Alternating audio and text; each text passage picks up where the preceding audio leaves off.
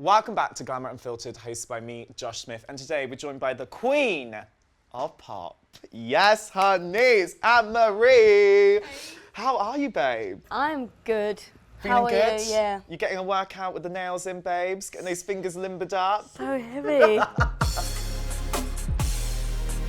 Birthday is out right now. Now, if you haven't listened to it, get on it ASAP. New album's on the way. Yeah. What does the new music say about you as a person sitting here today, do you think? If you listen to all my music, you will be able to tell how I felt at that time. It wasn't as if I went in the studio and was like, I feel like crap, but let's write a banger about flowers. Yeah. I actually wrote about that moment in time. So I think with this album, you can tell where I am at in my brain. Yeah. You are always very autobiographical Yeah. when you write. What do you think has been the hardest thing for you to be honest about with yourself when it comes to writing and being in the studio? The best songs are when you just tell everything, for me. So, yeah, they're almost the easiest ones to write. The hardest ones for me is when I have to make something up that I haven't felt. Yeah. And I'm like, yeah, drink 5 tequilas in a row. It's like, never done that before, so how do I write about it? So, weirdly, the most vulnerable and real songs are like what come out the easiest for me, which is great because it's kind of like a therapy session as well. Like we were saying, you have been so honest about different things you've been through, like for instance, anxiety before. What is your relationship with your own self like now, would you say, in comparison to how it was at probably its toughest time? I wouldn't say now like I'm totally fine and out of it. I would say that there is days where it's like terrible, but then 2 days later I'm way better than what I was before. So I just feel like I've improved with that whole situation now. It's going to be a constant battle, I think. But to know that it'll be okay is the best thing to feel, you know. How did you get yourself out of it? A lot of different things. I tried therapy, hypnotherapy, Googling helped a lot. Listening to other people's stories, writing it down. On a piece, I've literally done everything that you can do. I think hypnotherapy was like really a big part of it. And I guess talking and listening to other people helped. That's why I think it's so important for people to talk about what they go through, because you almost feel like you're okay when you hear someone else saying it. So yeah, I've pretty much done everything you can to help me. Do you think anxiety's taught you a lot about your power as a person? I honestly feel like I got myself out of it from other people though. So it's almost like, I'm not sure if it was me yet. I think maybe later on down the line I'll be like, no, that definitely was myself getting myself out of it. That's why I speak about it so much, because hopefully I'll be that person to what someone else was to me, you know? It's hard, boy. It's hard. When it was at its hardest, what was it like for you? Thought I was going to die. Thought my family were going to die. It was, honestly, it was a mixture of a lot of things though, like OCD, a lot of different parts added to the anxiety as well. So, and that's annoying for me because I was so adventurous when I was younger, and I did everything, and I didn't care about hurting my leg or, you know, anything like that. So when I went through this, I was like, wow, I'm a different person now, and I don't like it. At the worst time, I think I was just like, well, how am I even going to go on stage? Like, how am I going to do what I do when I've worked so hard and so long to get to this point, and now I'm like, I don't even want to do it. Now, I can walk into rooms first, which is great, and I can answer the phone, which I never used to be able to do. It was intense. And I guess because you know you can get through it, you can tell yourself that now, Absolutely. which is so powerful. Absolutely, and that's why I say all the time, like, however bad you're feeling right now, it can't get worse from that moment. So that's why I kept on having to tell myself. If you could sit the you down who was going through it right now, what would you want to say to her? Try and help yourself as soon as possible. Like, don't let it get to a really bad place. I know that people only start to deal with their problems when it gets to a certain badness, you know? That's when it gets even worse, and then you're just like, what am I going to do? So I think I would have liked to have said to myself even sooner, start searching about it, start looking at how you feel, come to some realizations, talk to your friends, go to therapy, like all that stuff. I just think I would have said do it sooner rather than let it get to a really extreme place to do something about it. What do you mean therapy and talking about has taught you? When I think of something in my head, it's so bad, and then as soon as I say it out of my mouth, it's like 25% of how I thought it was going to be.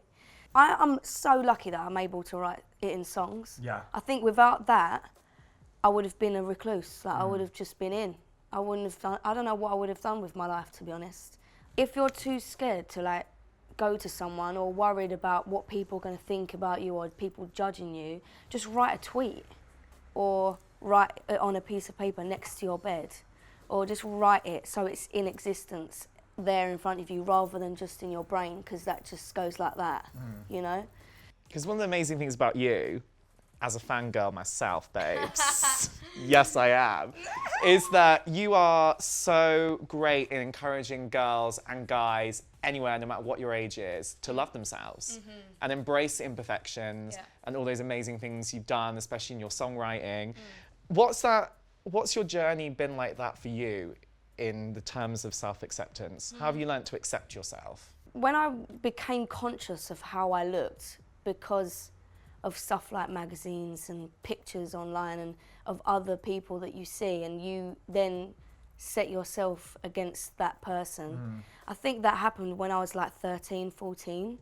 And then that was it really. That was like, oh, I don't like myself anymore because I wish I had that and I wish I had that. I remember when I was in school and I had like hips.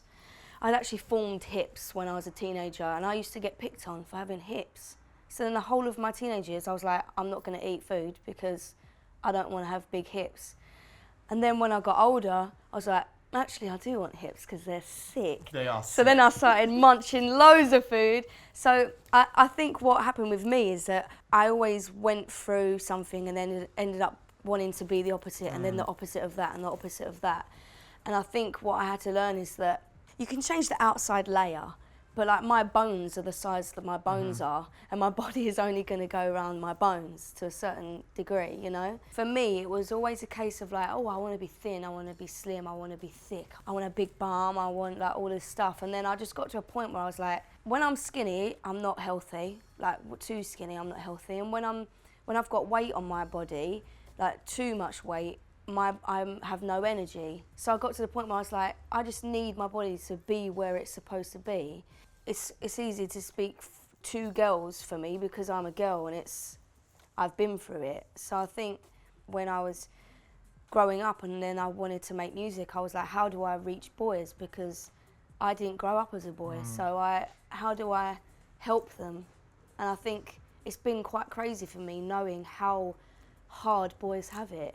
And they do. And it's an eye-opener because you think girls have got it bad, which we do, like obviously, but it's equal for everyone. Like we've all got things going on, and I'm now trying to really hard to get my head around how boys feel. Yeah. You know? Because also the thing is that body image issues are genderless.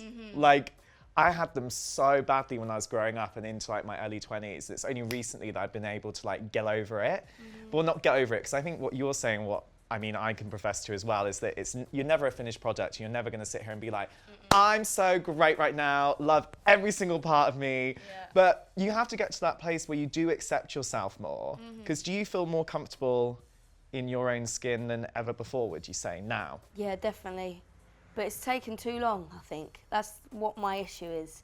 Like, if I just started this self-love journey a little bit sooner, I would have had all of my 20s to have fun. And I feel like my 20s were a lot of learning and dealing with stuff that I shouldn't have had to do. That's why I like to talk to younger people, because I'm like, if you have problems, deal with them now. So in your 20s, you can have like good old laugh, you know? Those 5 tequilas like you were saying earlier, babes, embrace that. Yeah. Was there a turning point, a specific turning point you can remember when you remember thinking, oh, actually I do quite love myself now? It was probably at the start of 2019. It's very recent, I think. I almost feel like because I had anxiety really bad, that I can't remember that part of my life because it's just gone. And I can't, if I look back at the last maybe 7 to 10 years of my life, I can't remember it because I had anxiety, and it almost blocked me from thinking normally and remembering things because I was so anxious about everything.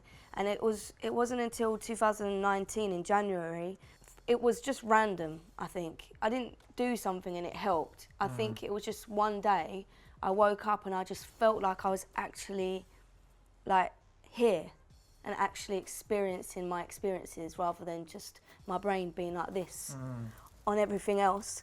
Now I feel like it's here. That's why there's no answer to say, how did you get over it? Because it's like, I don't know. I didn't go to therapy and then I was okay the next day. It was a build up of everything, and then one day it just kind of, something happened to my brain, and I can't really describe it or explain it. Do you think the musical success has helped with that as well? Because you've had so much success. Like, you've done so well, you've achieved so much stuff already, and you're only going to go on and achieve even more stuff. Has that helped with your self-esteem, this idea of success? I think it's done like both things, because when I was first making music, and throughout my teenage years, my urge and want to be liked by everyone was so overpowering that that was like a big part of the anxiety, is that when I was doing music, I was like, all I really want is to be liked. And if someone don't like me, then I failed. To be honest, like, not everyone's gonna like you. So, that's life. Yeah, exactly, yeah. But I think, yeah, the more the songs did well and the more you see them in the charts and you can go to different countries and perform shows, I think that was more of a just like acceptance for me into a world. Yeah, I think that really did help actually. Yeah, now it's just a realisation now because you said it, but I never thought that before.